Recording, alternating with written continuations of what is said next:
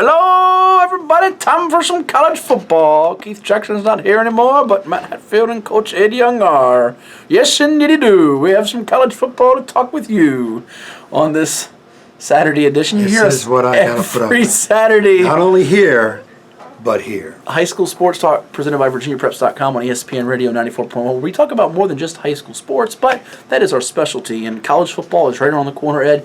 You can tell the leaves are going to be changing soon. It's hot as can be outside.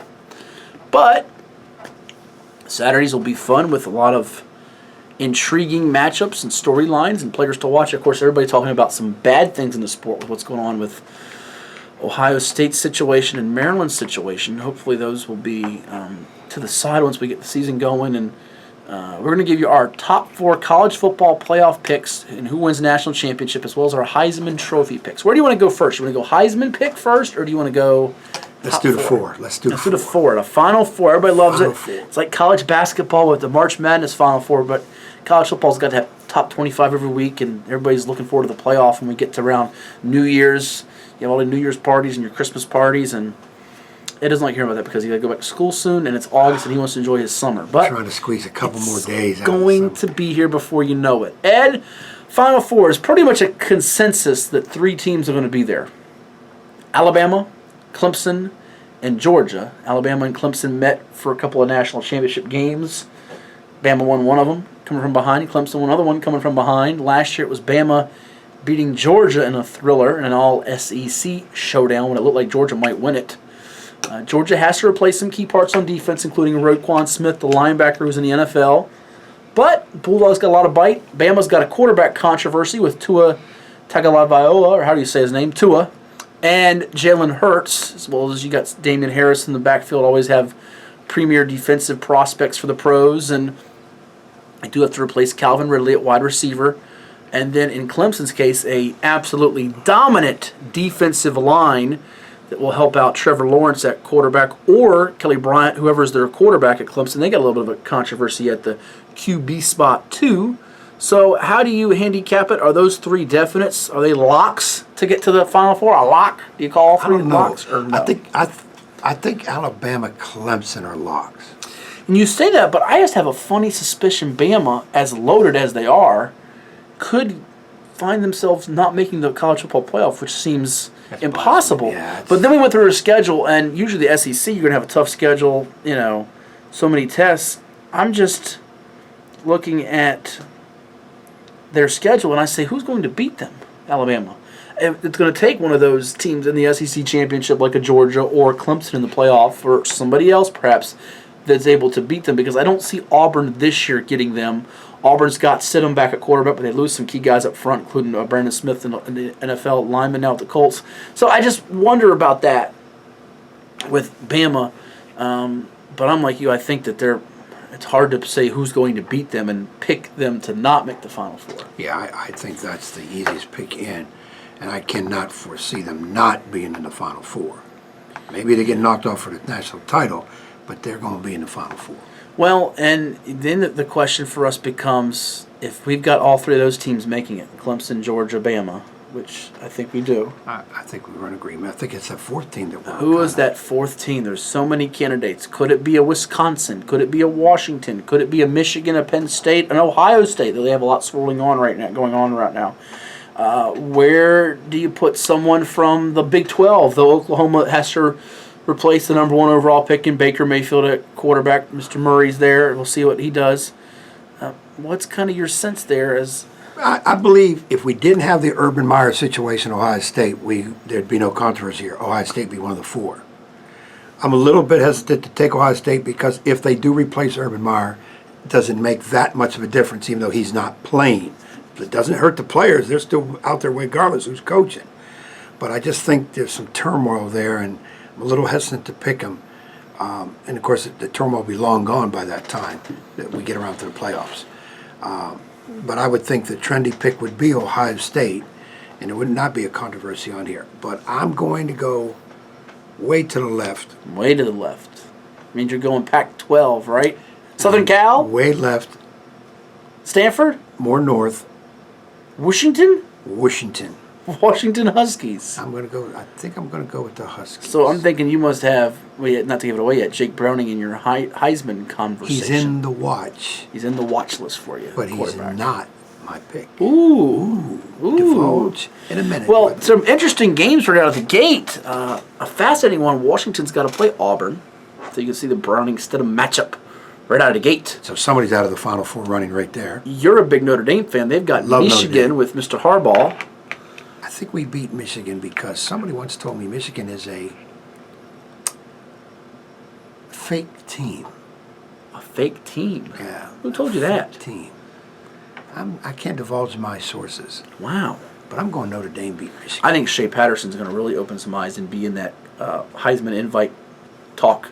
And let me get this straight. I like Michigan. I like Jim Harbaugh. Just don't know if they're He's lying through his I teeth. I like Jim Harbaugh. Not his tooth, his teeth. He's got more than one.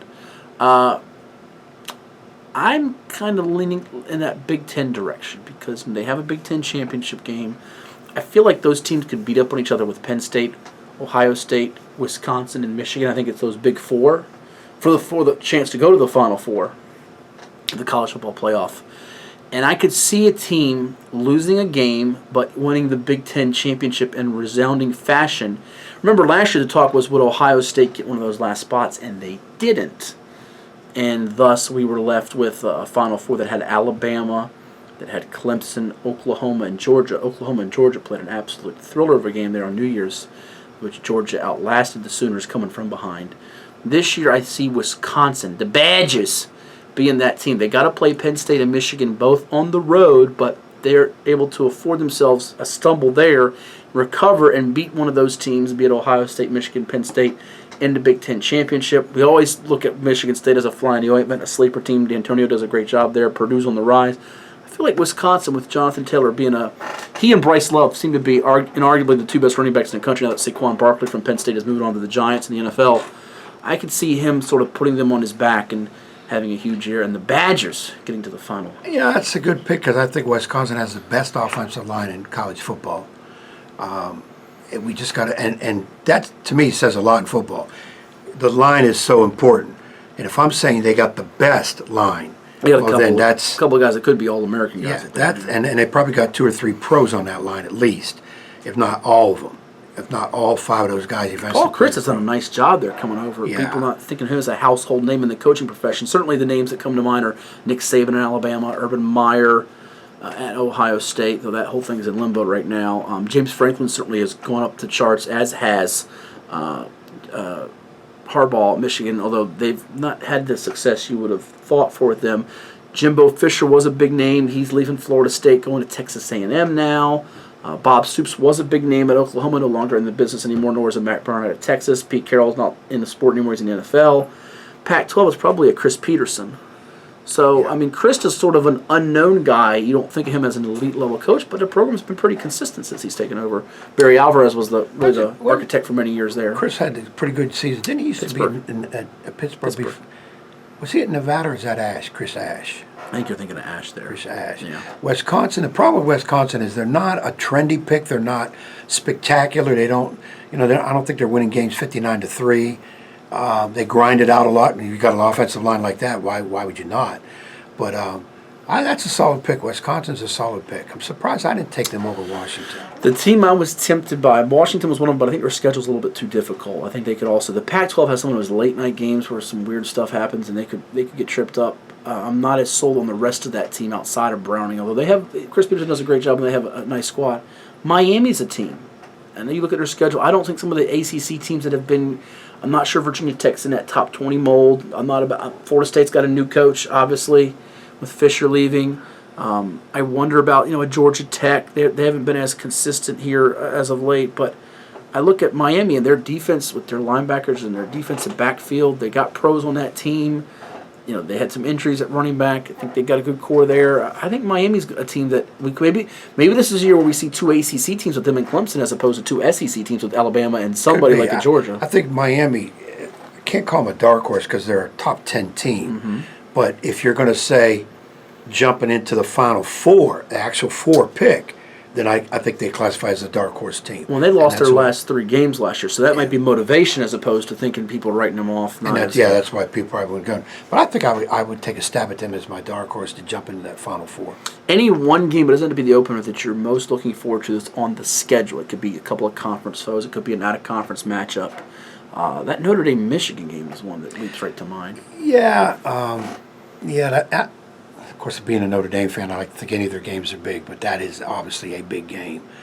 It could be a big game again. Is know. Oklahoma-Texas, because neither one of them is, with Oklahoma losing Mayfield and Texas trying to get on the rise here with Coach Sherman down there. That could be a big game in the Big 12 where nobody's talking about the Big 12 at all. A TCU, a West Virginia. Right. I think TCU's a sleeper. Yes, they do. They got to replace that whole offensive line, but Sean Robinson's the biggest recruit they've had there at quarterback. And Gary Patterson's a coach that I think is on that, if not elite status, he's on that next tier for sure. He's right there. He's knocking on that door for that because he wins year in and year out. Yeah, I'm looking at them, and the Big 12, one of those games is going to have, and they have some high-scoring shootouts, some games in the 40s and 50s, and even sometimes get to 60 points with those teams in the Big 12. Not as much defense there. I think it's a year you can look at people like Florida, maybe Texas coming back some. Remember those were powerhouses. We always talked about them as top 2-3 teams in the country, and lately they've been down. You talk about Jimbo Fisher going to Texas A&M. It's another team that every year you would say, wow, they won 10 games again. You would think they're a 500 team, but they didn't. They slipped off a little bit in the last few years, so it'll be interesting to see if Fisher gets them back up. Well, they don't have Johnny Manziel, Johnny Football, or Myles Garrett walking through that door right now, but he's got some recruits on the way coming. Well, that'll just about do it, but before we run, we have to give you a Heisman pick. Who's the best? Ed told you he's not going Browning, so who are you going for with the Heisman? Maybe a Crimson Tide player, maybe a running back, Bryce Love, maybe a Jonathan Taylor of Wisconsin. See, I want to go Alabama because they're my best team, number 1 team. So that's who you're picking. And I usually say, yes, I'm going to pick Alabama. Well, you got them beating in your 4. So you got Bama winning it. You got Clemson, Georgia, Washington. Who does Bama beat in the finals? Is it Clemson and them? Chapter 4 or 5, whatever it is? Chapter 4, whatever it is. Yeah, I'm going to go Clemson. I'm going to go Clemson over Georgia in the final. I think Clemson's defensive line has an impact. I think Clemson beats Wisconsin and Georgia beats Alabama in an SEC championship rematch. Bama wins the SEC title, but Georgia gets them in the playoff this time. The pupil gets the teacher there with, you see, Kirby Smart getting Nick Saban in the rematch from last year's playoff game. So with your Heisman, so I'm thinking you're going to go either quarterback or running back, one of those 4 teams. It's always a quarterback or running back. And Bama's got a controversy, as does kind of maybe Clemson. And, you're not picking Browning, so that leaves us with the Bulldogs quarterback, doesn't it, Mr. Jake Fromm? From Georgia, you picked my guy, Sophomore. Jake Fromm. He is the man for you. I'm going to go with the running back.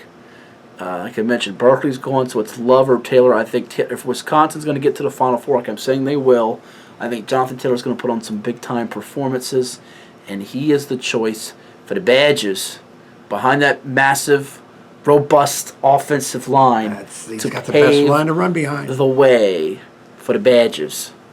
And I like Bryce Love at Stanford, too, by the way. I think he's actually my top running back, so I got to put Bryce Love up there. I just don't know how good Stanford will be. You know who you're not giving any love to get to the Final Four, and I, you know me, I love picking those dark horse teams. San Diego State was my team for a long while.